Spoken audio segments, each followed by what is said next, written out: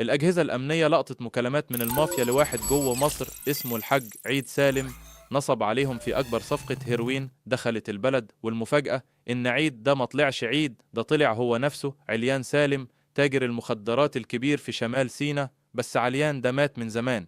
لا، طلع مش هو اللي مات، اللي مات أخوه عيد، وهو سرق شخصيته وعاش بيها سنين.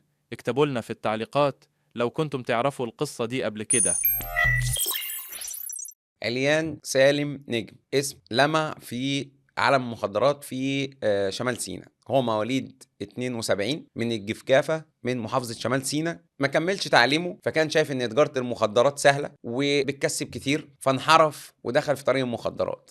سبق اتهامه في 9 قضايا، يخرج ويتحبس يخرج ويتحبس. المهم بقى عليه اتهامات، طور من تجارته والتهريب وزاد قوي، مسك فلوس كتيرة. وجه في 2011 الانفلات اللي حصل، يدخل شحنة مخدرات كبيرة 500 ألف قرص مخدر ترمادول. وهو موجود في مدينة نصر، الإدارة شمت خبر، امسك تك تك هوب، مسكوا العربية، اتقبض عليه، خد فترة تحقيق، خد إخلاء سبيل على ذمة القضية. على ذمة القضية. جه في 2012 اتحكم عليه بالسجن المؤبد غيابي. فقال لك انا كده هلبس في حكم، لا هعمل اعاده اجراءات ولا اي حاجه ومش ههرب.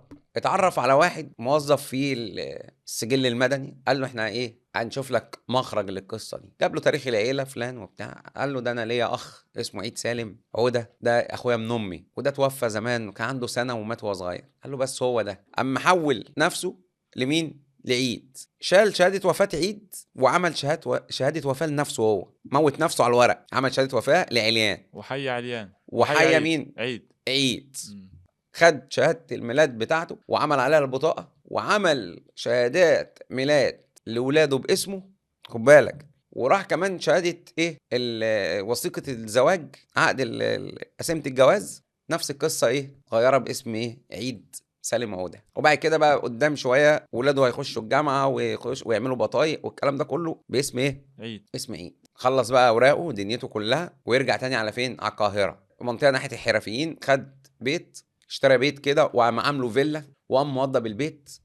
حول البيت ده الفيلا وعمل لها سور وجنينه من جوه وعربيات فارهه. بقى الحاج عيد سالم. الحاج عيد سالم اشتغل بقى في في الخشب، اسمنت. فلوس بقى، فلوس المخدرات بتتغسل في الاسمنت والخشب والحديد. وعمل شركات مقاولات وشركات توريدات. وخد بالك بقى يكسب، يعني بقى يعني عامل تجاره وبيكسب منها 10 سنين على الوضع الجميل ده. بالنسبه له الدنيا تمام واموره خلاص مستريحه. وبعدين يجي يتفق على صفقه، اللي هي صفقه القرن دي بقى بالنسبه له اكبر شحنه هيروين لمصر. عايز يدخل كام طن هيروين؟ طن. هو كان هناك قبلها بسنه طن حشيش، قبلها مش طن حشيش 100,000 قرص مخدر، 50 كيلو هيروين. ضربت معاه بقى خالص، اتفق مع الجماعه دول في تركيا على طن هيروين. عارف طن هيروين؟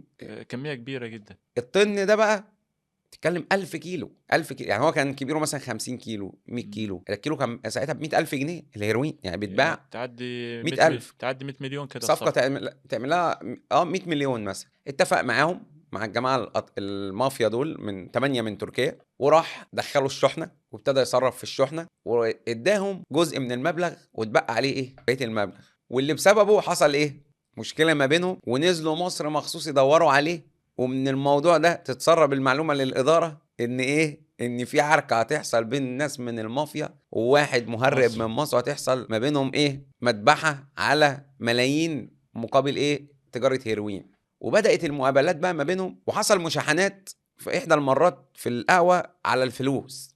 طبعا قاعد ظابط واحد مراقبات في المطعم، طبعا كانهم بقى فاهم ناس عاديه، ضيوف زباين. زباين في المكان، ما حدش يشك فيهم طبعا. لكن صوتهم عالي، قدروا يوصلوا للمعلومات. رصدوا مين؟ رصدوا عليان. عليان. هات لي بقى الاتراك دول يا عم على جنب. خلاص احنا عرفنا قصتهم وقاعدين فين وساكنين فين وقصتهم من اول ما وهم جايين.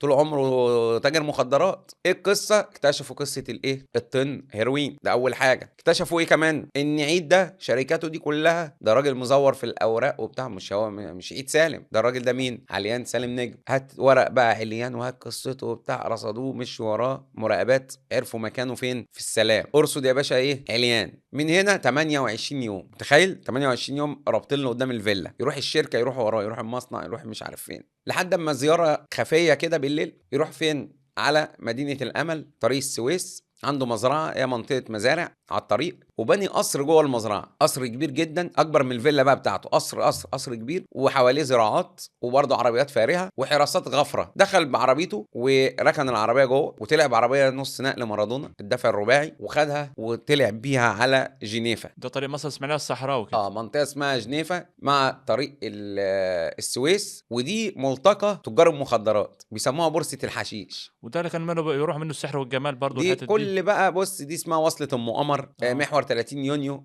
جنيفا. يعني المنطقة دي دايما بتلاقي فيها تجمع لأكتر من محافظة، عندك السويس، اسماعيلية، شمال سيناء، الشرقية، كله بيعدي كل على ده الطريق ده. ملتقى في المنطقة دي. التل الكبير، المناطق اللي هي فيها عتاد الاجرام، ودايما تلاقي الداخليه تنزل الحملات دي. وكانت طبعا بقى السحر والجمال هم اللي بيمدوا السحر والجمال والكلام ده. النقط اللي هي كانت بتبيع كل ده مراكز منين؟ من الصالحيه والشرقيه وبلبس، كل الخطوط دي كلها بتصب فين؟ الملتقى ده. طب ليه الملتقى ده بيسموه بورصه الحشيش؟ لان المنطقه دي الشبكات بتبقى فاصله فيها، التجار بيتعاملوا باجهزه لاسلكيه. الشبكات بتاعت المحمول صعب جدا انت ترصدها في المكان ده، بتبقى منطقه صعبه جدا الجبليه. في الجزء الجاي هنشوف ازاي عليان لما اتقبض عليه قرر يلعب بآخر كارت معاه وساوم ضابط الشرطة وعرض عليه صفقة تزغلل العين زعيم مافيا زي الكتاب ما بيقول عشان يطلع منها زي الشعرة من العجين.